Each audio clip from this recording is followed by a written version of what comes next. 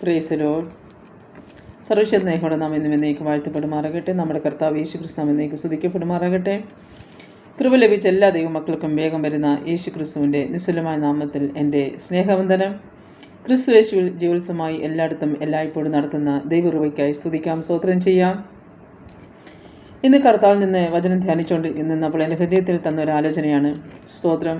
മത്തായിയുടെ സുവിശേഷം 14-ാം അധ്യായത്തിൻ്റെ അതിൻ്റെ 6-ാമത്തെ വാക്യം. എന്നാൽ ഹെരോദാവിൻ്റെ ജന്മദിവസം ആയപ്പോൾ ഹെരോദയുടെ മകൾ സഭാമധ്യേ നൃത്തം ചെയ്തു ഹെരോദാവിനെ പ്രസാദിപ്പിച്ചു. ഇതിങ്ങനെ വായിച്ച് താഴോട്ട് പോയിക്കൊണ്ടിരുന്ന സമയത്ത് എൻ്റെ ഹൃദയത്തിനകത്ത് വന്ന് പ്രസാദിപ്പിക്കുക, ദൈവത്തെ പ്രസാദിപ്പിക്കാൻ.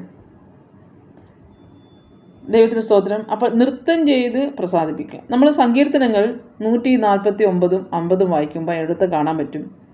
തപ്പിനോടും നൃത്തത്തോടെയും കൂടെ ദൈവത്തെ ആരാധിക്കും. ദാവീദ് ദൈവത്തിൻ്റെ സാക്ഷ്യങ്ങൾ കണ്ടപ്പോൾ ദാവീദിൻ്റെ വസ്ത്രം ഉരിഞ്ഞു വെച്ചിട്ട് നഗ്നനായിക്കൊണ്ട് അരയിൽ തുണി കെട്ടിയും കൊണ്ട് ദാവീദ് ദൈവത്തിൻ്റെ പെട്ടകത്തിന് മുമ്പാകെ, അതായത് സാക്ഷ്യപ്പെട്ടതിന് മുമ്പാകെ നൃത്തം ചെയ്ത് സന്തോഷം പ്രകടിപ്പിച്ച് മനുഷ്യരുടെ മുമ്പിൽ അത്രയും താഴ്ന്ന ഇതിൽ, രാജാവായതുകൊണ്ട് അങ്ങനെ ഞാൻ പറയുന്നത്, അങ്ങനെ നൃത്തം ചെയ്തൊരു ഭക്തനെ നമ്മൾ കാണാൻ പറ്റും.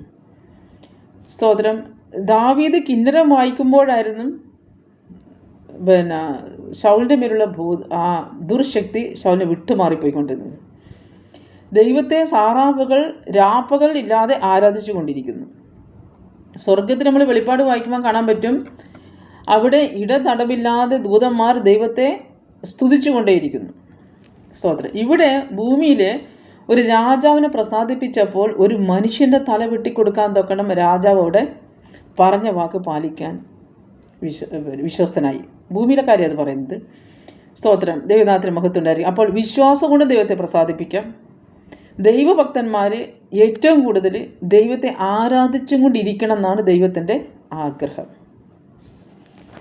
ഹിന്ദുക്കളുടെയൊക്കെ ദേവാലയങ്ങളിൽ പോയി നോക്കിയാൽ കാണാം, അവിടെ എപ്പോഴും ഇങ്ങനെ മ്യൂസിക്കിൽ വായിക്കുന്ന ആൾക്കാരെ കാണാം. പണ്ട് കാലത്തിനാണെങ്കിൽ എപ്പോഴും കീർത്തനങ്ങൾ പാടുന്നവർ ഇരിക്കുന്നതാണ്. മാറി മാറി ആൾക്കാർ ഇരുന്ന് പാടിക്കൊണ്ടേയിരിക്കും, ഇതൊക്കെ ചെയ്തുകൊണ്ടിരിക്കും.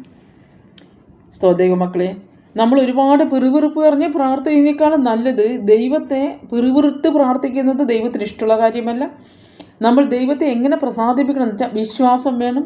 നമ്മൾ ദൈവത്തിൻ്റെ വചനങ്ങൾ അനുസരിക്കണം. അതിൻ്റെ കൂടെ തന്നെ നമ്മൾ ദൈവത്തെ ആരാധിക്കുന്ന ദൈവമക്കളായിരിക്കണം. ഇന്ന് ഞാൻ ആരെയും കുറ്റമായിട്ടല്ല പറയുന്നത്, പക്ഷേങ്കിൽ ഞാനും അങ്ങനെ ആരാധിക്കുന്ന ഒരു വ്യക്തി ആയതുകൊണ്ട് തന്നെ പറയുവാണ്.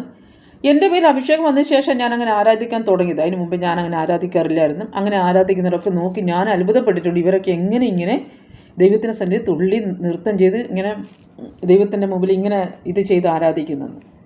പക്ഷേ അത് ആത്മാവിൻ്റെ ആ ഒരു സന്തോഷം, നമ്മൾ സന്തോഷം പ്രകടിപ്പിക്കേണ്ടത് ദൈവസന്നിധിയിലാണ്. ദൈവത്തിൻ്റെ സാന്നിധ്യത്തിൻ്റെ നടുവിൽ കൂടി വരുമ്പോഴാണ്. രാജാവ് പ്രജകളുടെ സന്തോഷം കാണാനാണ് ഇറങ്ങി വരുന്നത്. അല്ലാതെ പ്രജകളുടെ കണ്ണുനീര് കണ്ട് രാജാവിന് മുമ്പാകെ ആരും വാടിയ മുഖത്തോടെ നിൽക്കാൻ പാടില്ല എന്നൊരു പ്രമാണം കൂടിയുണ്ട്. എക്സാമ്പിൾ, നമ്മൾ ചൈനയിൽ ഒരു ദുഷ്ടരാജാവിനെ എടുത്താൽ നമുക്ക് കാണാൻ പറ്റും. ആ മനുഷ്യൻ്റെ ഒരു നിയമമാണ് അവിടെ. അവൻ്റെ പാർലമെൻറ്റിനകത്ത് ഒരൊറ്റ ചിരിക്കാത്ത മുഖം കാണാൻ പാടില്ല. എപ്പോഴും നല്ല സ്മൈലിംഗ് ആയിട്ട് ഇരിക്കാൻ പാടുള്ള ആൾക്കാർ. ആരും സ്മൈലില്ലാതെ ഇരുന്ന് അവൻ അപ്പം തന്നെ ഷൂട്ട് ചെയ്യുന്ന പറയുന്നതായിട്ട്. നമ്മൾ ദൈവത്തിന് മുമ്പാകെ എത്രമാത്രം സന്തോഷിക്കുന്നുണ്ട്. ഈ മകളാ നൃത്തം ചെയ്തപ്പോൾ രാജാവിന് അവളോട് അങ്ങ് പ്രസാദമായി. ദൈവത്തിന് ഇവിടെ 149 സങ്കീർത്തനത്തിൻ്റെ അവസാനം പറയുന്നതും എങ്ങനെയാണ്, ദുഷ്ടന്മാരുടെ മേൽ അവരുടെ വിധി നടത്തേണ്ടത് നിങ്ങൾ ദൈവസന്നിധിയിൽ തപ്പിനോടും നൃത്തത്തോടും വാദ്യത്തോടും ഘോഷത്തോടും കൂടെ ആരാധിപ്പേ. അപ്പോൾ ആരാധന സ്നേഹമാണ്. ആ സ്നേഹം പ്രകടിപ്പിക്കുന്നത് നമ്മൾ ദൈവത്തിനെ പാടി പുകഴ്ത്തി ആരാധിച്ചിട്ടാണ്. സ്തോത്രം. ഇന്ന് അതിന് മടിക്കുന്ന ഒരു കൂട്ടം ജനമാണ്. അങ്ങനെ ആരാധിക്കുന്ന എന്നെയൊക്കെ പരിഹസിക്കുന്ന ഒരുപാട് പേരെ മാത്രമേ ഞാൻ കണ്ടിട്ടുള്ളൂ. ദൈവമക്കളെ, നമ്മൾ ആരെയും നോക്കണ്ട. നമ്മൾ സഭായോഗം അത് ദൈവത്തിൻ്റെ സഭയാണ്. കർത്താവിൻ്റെ സഭായോഗത്തിൽ കൂടി വരുമ്പോൾ നമ്മൾ ദൈവത്തിൻ്റെ സന്നിധിയിൽ നൃത്തത്തോടെ സന്തോഷം പ്രകടിപ്പിക്കാനുള്ളത് അല്ല. സന്തോഷം ഇങ്ങനെ പിടിച്ചു വെച്ച് മിണ്ടാതിരുന്ന് കൈ ഇങ്ങനെ പൊക്കി കാണിക്കാനുള്ളതൊന്നുമല്ല സന്തോഷം. സന്തോഷം നമ്മൾ ജീവിതത്തിൽ പ്രകടിപ്പിക്കുന്നതാണ്. അത് ആ നൃത്തത്തോടും വാദ്യത്തോടും കൂടെ വരുമ്പോൾ ഇപ്പോൾ ആ ആരാധിക്കുന്ന ആ ഒരു സ്റ്റൈല്, സ്തോത്രം, ദൈവനാഥന് മഹത്വം ഉണ്ടായിരിക്കട്ടെ. അത് പുരുഷന്മാർക്കും അത് ദൈവസന്നിധിയിൽ ദേവന്മാർ ദൈവസന്നിധിയിൽ പിന്നെ വർഷിപ്പ് ആണല്ലേ. അപ്പോൾ പിശാച് ആദ്യം എന്തായിരുന്നു? വർഷിപ്പ് ലീഡറാണെന്നാണ് ഞാൻ കേട്ടിട്ടുള്ളത്. പിശാച് അവിടുത്തെ ഒരു വർഷിപ്പ് ലീഡറായിരുന്നു. നോക്ക്, സ്തോത്രം, ദൈവനാമത്തിന് മഹത്വം. അതുകൊണ്ട് സ്തോത്രം, പിശാചിൻ്റെ സ്വഭാവമാകാനല്ല ഈ പറയുന്നത്.